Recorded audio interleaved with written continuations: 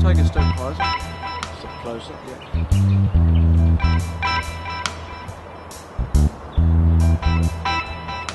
We'll start again.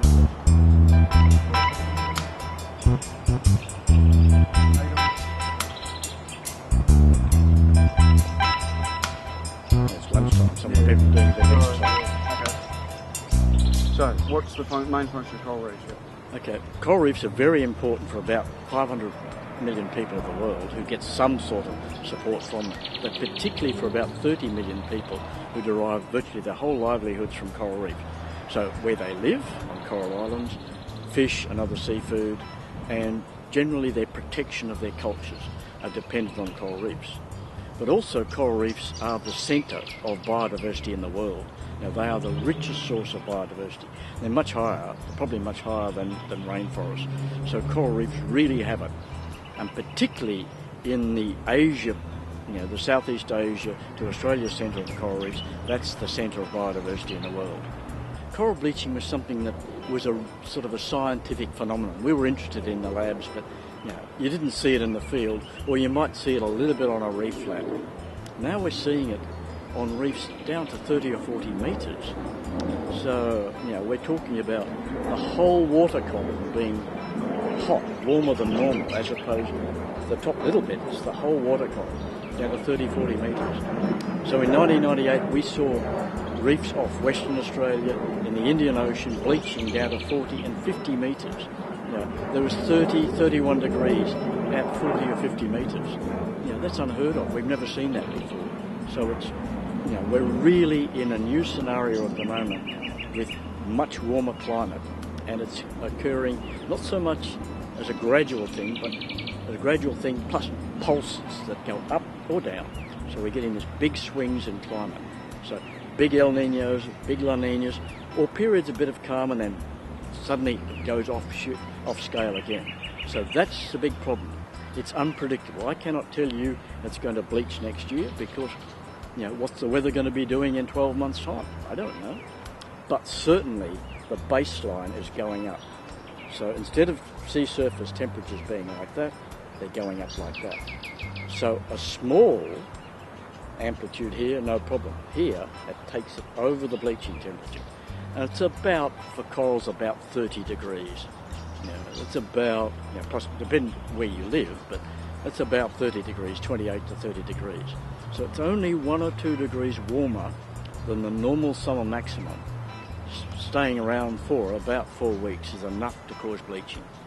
Corals have evolved with algae, dinoflagellate, we call them zooxanthellae. But in actual fact, what the coral is doing is being very smart. It's keeping these algae as prisoners. So in each algal cell, there are little vacuoles, little sort of membrane-bound chambers in which there's one algal cell sitting there. And they're kept prisoner. They're literally on starvation rations. So the coral controls their nutrition and says, okay guys, give me more and more energy. So the algae are working with sunlight, carbon dioxide, water to make sugars. The coral stops them growing too fast by reducing the amount of nitrogen and phosphorus that they can hold. So it's making them work flat out as slaves inside these prisons. Okay, that's very good, very efficient. And the coral has worked out how to get the maximum for this, for these prisoners, get the maximum out of them. However, if the temperatures go up too much and there's too much sun illumination, then the whole system gets out of whack. The algae the metabolic rate goes up, so they're overproducing this energy. But what they're also overproducing is free oxygen radicals, the toxic things that cause cancer and all sorts of things in people.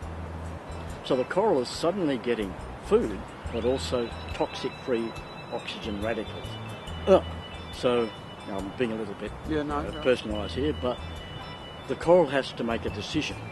Do I run the risk of starving a bit and become toxic, or do I spit them out? So corals eject their algae, and so they're sitting there alive, but they're nice, they're white, they're bleached. So they're effectively starving. They've lost their energy source, and they can survive if the system is not too rough on them. However, they're very susceptible to a long period of hot conditions or to disease or other stresses like fresh water. So if you get bleaching and a sudden cyclone with a lot of rain, you can get a freshwater kill. Or if you get continued sunlight, you'll get a hot water kill, or you might get disease. So corals are in that critical period. If conditions sort of calm down a bit, they will recover, bang. And they may lose reproduction next year, their growth will slow, but they'll still be alive. Or they may, grow from the bottom up. The top might be dead where there's been too much light, but the bottom up will recover. So corals often recover from bleaching.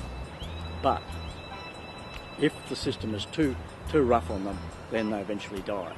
And that's what happened in 1998, and that's what's happening in late 2010 in Southeast Asia and the Caribbean. There is absolutely no doubt that climate is changing. We are certainly getting hotter and hotter weather. I mean, the last 10 or 15 years have had the hottest years on record. The last 10 years I've probably had 8 of the hottest years on record. Add that 1998 and we've probably got the whole 10. This year is likely to be the hottest year on record. The Arctic sea ice is contracting. 2007 was the minimal, and 2010 will be probably the second or third lowest sea ice area in the Arctic. So it's certainly happening. The concentration of CO2, carbon dioxide, in the atmosphere and also in the water is increasing at a regular level. You can see that very clearly. So climate is changing. What's causing it? Is it human-induced climate change or some other mythical thing? Well, we're in a low solar activity period at the moment. So the sun has been in low solar cycles since 2007. So if we look around, all the other potential things really fall over. So you're left with only one criminal out there that's causing it, and that's greenhouse gas emissions. And even if we're wrong, even if that's absolutely wrong, which I don't believe it is, if we start reducing our energy consumption, we're going to make a better world anyway. We're going to have more sustainable use of all our resources. What right do we have to use up millions of years of oil and coal generation in a few decades? We don't have that right. We're better off keeping that for future generations. Oil is wonderful in synthetic processes for making plastics and all sorts of things. So we need to keep our oil and keep our coal rather than just burning it willy-nilly. And if we can have sustainable energy production, we'll certainly get a better world.